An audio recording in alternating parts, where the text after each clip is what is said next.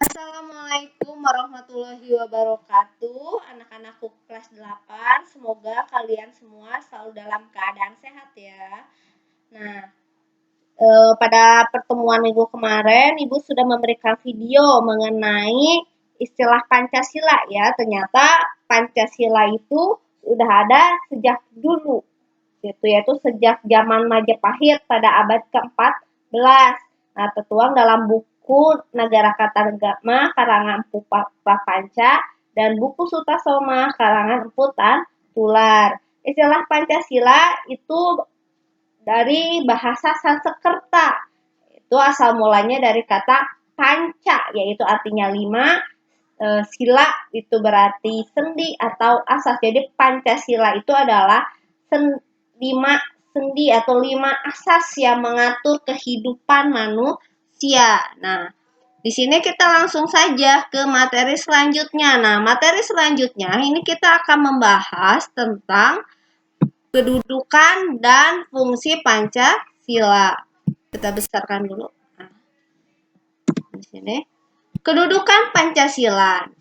Kedudukan Pancasila ini adalah Pancasila sebagai dasar negara, yaitu sebagai dasar untuk mengatur penyelenggaraan ketatanegaraan negara yang meliputi bidang ideologi, politik, ekonomi, sosial budaya, dan pertahanan keamanan. Jadi, Pancasila ini mengatur bidang ideologi, ya jelas ideologi kita kan Pancasila kan.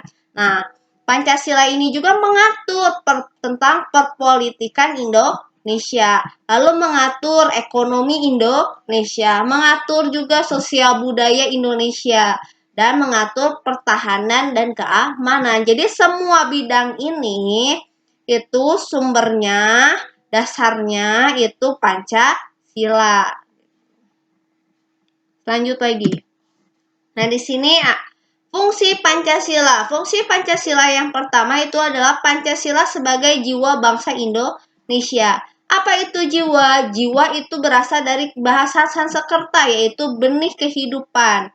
Jadi diibaratkan seperti roh manusia yang ada di tubuh dan menyebabkan seseorang hidup. Nah, di sini kita lihat nih ada gambar. Nah, diibaratkan ini kan ada jiwa ya, roh. Nah, ketika misalnya roh ini dicabut gitu, maka keadaan manusianya gimana?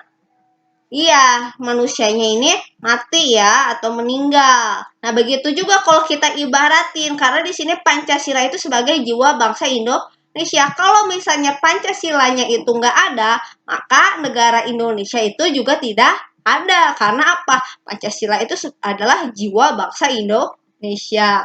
Nah, di sini Pancasila sebagai jiwa bangsa berfungsi agar Indonesia tetap hidup dalam jiwa Pancasila. Pancasila sendiri telah ada sejak bangsa Indonesia lahir, yaitu sejak proklamasi kemerdekaan. Jadi, menurut kalian nih ya, Indonesia ada dulu atau Pancasila ada dulu? Gimana, ayo? Ya, benar.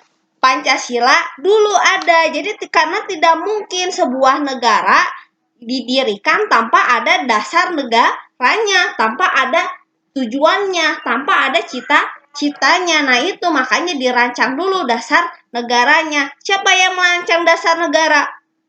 Ya, benar, BPUPKI. Nah, istilah Pancasila sendiri mulai dikenal pertama kali ya dalam kehidupan kenegaraan itu oleh Insinyur Soekarno pada sidang Badan Penyelidik Usaha-usaha Persiapan Kemerdekaan Indonesia atau BPUPKI pada tanggal 1 Juni 1945. Nah, makanya tanggal 1 Juni 1945 itu diperingati sebagai hari lahirnya Pancasila. Itu. Kita lanjut lagi ya.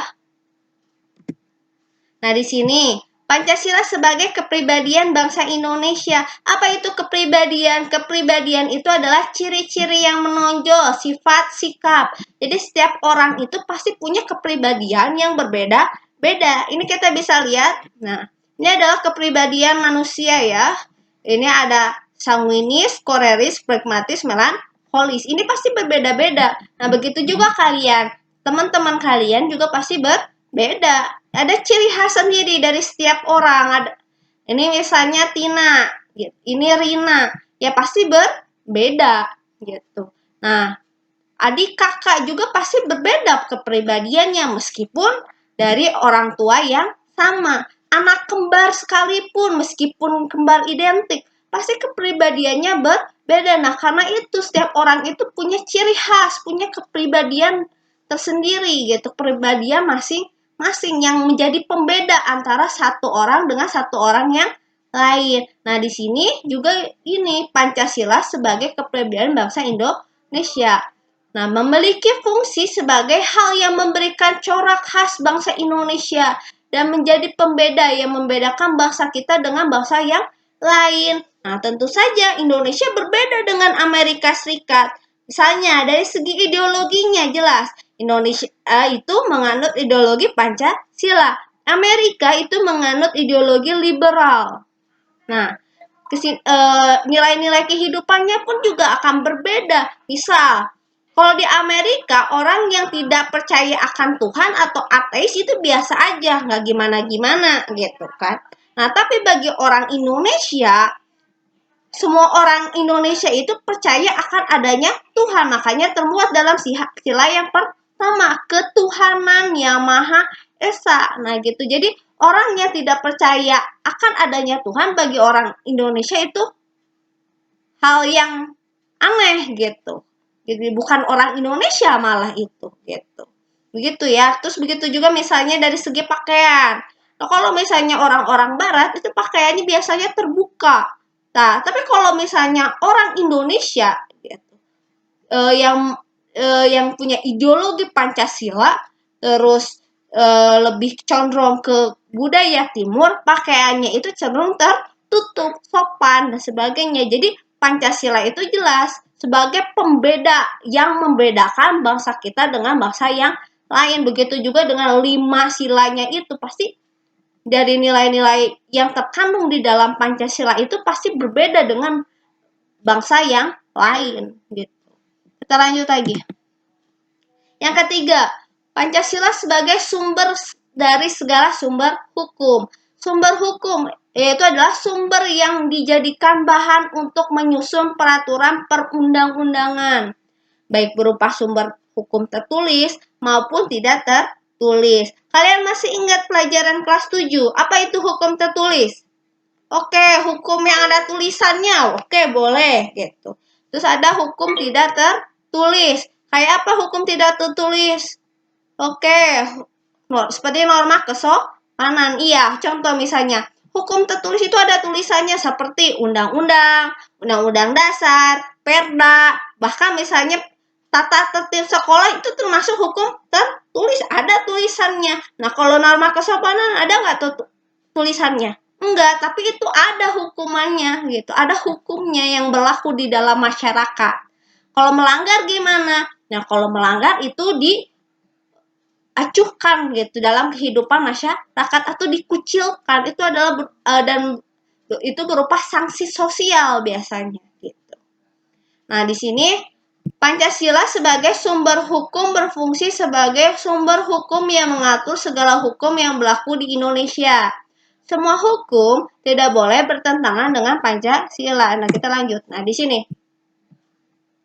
Jadi Pancasila itu ya sebagai sumber dari segala sumber hukum. Nah, dia adalah sumber daripada peraturan tertulis ini, yang tertulis ini, yang peraturan di bawahnya ini. Nah, jadi Undang-Undang Dasar 1945, TAP MPR, ketetapan MPR ya, TAP MPR itu undang-undang, garis miring Perpu, peraturan pemerintah pengganti undang-undang, peraturan pemerintah PP, peraturan presiden, peraturan daerah provinsi, peraturan daerah kabupaten kota, semuanya mengacu kepada Pancasila. Jadi sumbernya itu ngacunya kepada Pancasila